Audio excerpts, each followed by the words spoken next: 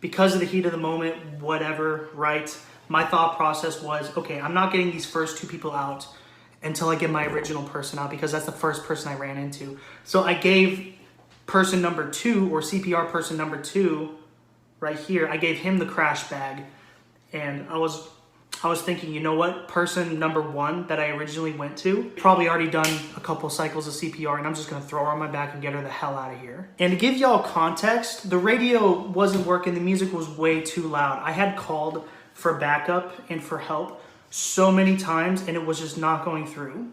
I tossed person number 2 the crash bag, and I get to person number 1 who was originally there, and thank goodness like 5 cops were there.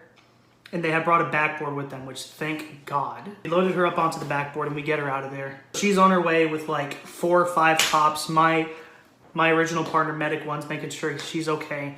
And so I'm like, okay, I gotta take care of these other 2. I get to CPR number 2, who I dropped the crash bag off with. And the medic's still there, but a cop arrived with another backboard. So after they finished their round of CPR, I'm like, okay, look, being in this crowd is literally a life threat. That was apparent. Life over limb, she needs to get the hell out of here, just like everyone else who's passed out here. And just to say, along the way, I had so many people reach out to me, tug on my jacket, grab my shoulder, and was like, please help me, I broke my foot. Please help me, I dislocated my shoulder. Please help me, I feel like I'm gonna pass out. And I had to tell all of them, I will try to come back for you, but people are literally dead right now that I need to go help. So we get CPR number 2 loaded up onto a backboard. The cops are like, I got it. And I'm like, okay, thank God, take him out. I can go to CPR number 3.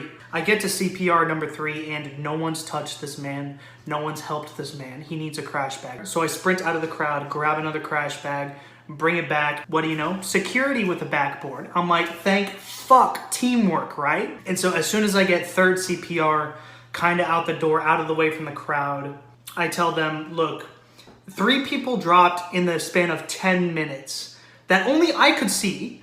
There's like over, what, 50,000 people here, and I witnessed 3, only me. There's gotta be more. I told those medical personnel, look, I'm gonna go in and find these people, do one-man CPR, do whatever needs to be done to make sure, provide the best amount of care possible and get them the hell out of here.